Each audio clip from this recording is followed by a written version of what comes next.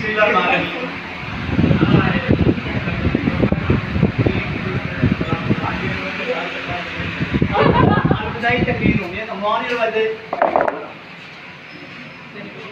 بسم اللہ الرحمن الرحیم. السلام علیکم.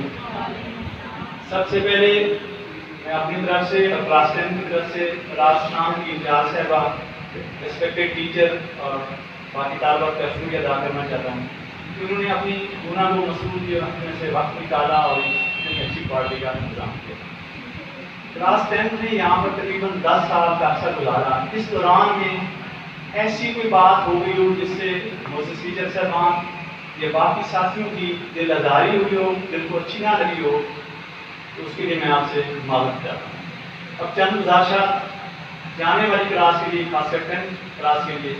میں اکثر کہتا ہوں اس سے نیچے والی کلاسیں 5ویں ہے 8ویں میں آپ لیب کے جس کرائٹیریا میں تھے اس کو کوئی نہیں دیکھے گا.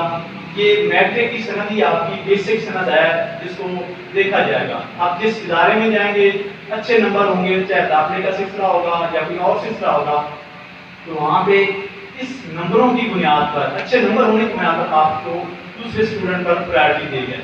اس لیے میں یہی کہوں گا کہ اب بھی وقت نہیں گزرا، جتنے دن باقی رہ گئے ہیں خوب محنت کریں اور تاکہ آپ کے آنے والے مارکس اچھے ثابت ہوں اور آپ جس شعبے میں بھی جانا چاہیں وہ آپ کے لیے آسانی پیدا ہو. دوسرے نمبر پر میں آپ سے یہ سجیشن دوں گا یا ایڈوائز کروں گا کہ پیپر جب حل کرتے ہیں تو ایک ہیسیٹیشن ہوتی ہے. پہلے 3 منٹ تو جیسے کان کی لوئی کھڑی ہو جاتی ہیں، دل نکلتا بہہ رہا ہے. سکون سے رہیے گا، آرام سے بیٹھے 2-3 منٹ اس کو پڑھیں، 2 دفعہ پڑھیں، 3 دفعہ. جب تیسری دفعہ پڑھیں گے تو کم از کم آپ کو وہ ایسا اسٹیپ یاد آنے شروع ہو جائیں گے جو آپ نے رات کو پڑھے ہوں گے. اس کے بعد آپ اس کو حل کرنا شروع کر دیں. جو کوشچن آپ کو آتے جاتے ہیں آپ اس کو حل کرتے جائیں گے فرسٹ اٹیمپٹ میں، اور جو آپ کو لگتا ہے مشکل ہے اس کو وقتی طور پر چھوڑ دیں. جب سارے کوشچن کر لیتے ہیں، آپشن ہیں جو بھی، اس کے بعد آپ اس کو دوبارہ اس پہ غور کریں. اگر پھر بھی نہیں آتا تو آخری وقت تک اس کو پینڈنگ رکھیں، اور جب جو ایگزامینر ہے آپ سے شیٹ کلیکٹ کرنے کے لیے کہتا ہے تو پھر آپ کو جو بھی کوشچن آپ کے ذہن میں آتا ہے آپ اس کو ٹک کر دیں گے.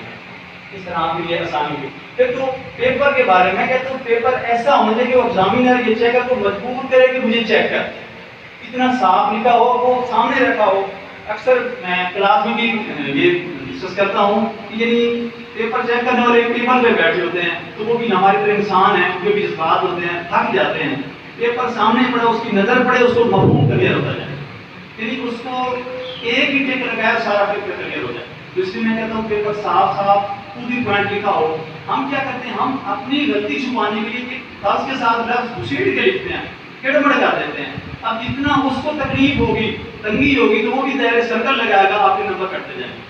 اس لیے میں آپ سے سجیشن دوں گا، ایڈوائز کروں گا، پیپر جتنا آتا ہے اس کو آپ صاف لکھیں تاکہ پیپر چیک کرنے والے کو آسانی ہوگی تو انشاءاللہ وہ نمبر بھی آسانی سے دے گا.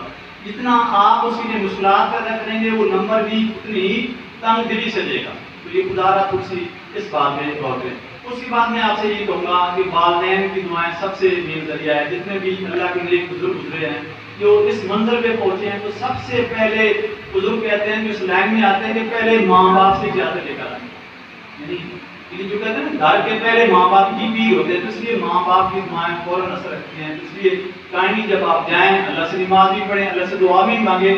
اپنی دعا مانگنی بھی ٹھیک ہے، لیکن جو ماں باپ کی دعائیں ہوتی ہیں وہ بہت ہی کارگر ہوتی ہیں. اور ماں باپ کو دل نہیں دکھانا چاہیے. اگر کسی مسئلے پہ کسی جگہ پہ ماں باپ کے ساتھ اختلاف ہو بھی جاتا ہے، اس کے لیے آپ کو خاص کر میں کہتا ہوں ماں کو، باپ سے کوئی بچہ چاہے بچی یا بچہ باپ سے کوئی بات نہیں کرتا، ماں کو آپ اپنی رائے سے قائل کریں. اگر وہ قائل ہو سکتے تو امید ہے وہ قائل ہو جائے گی، اللہ کے فضل سے وہ آپ کے باپ کو بھی ڈال. اگر نہیں تو پھر اپنی ماں باپ کے ساتھ رائے کے ساتھ ہاں میں ہاں کریں. اور آپ کی الفاظ یہی ہے کہ میری دعا ہے کہ آپ جہاں بھی رہیں اللہ تعالیٰ آپ کے لیے آسانیاں پیدا کریں اور آنے والے جو بھی امتحان ہوں ان میں آپ کو کامیاب کرے.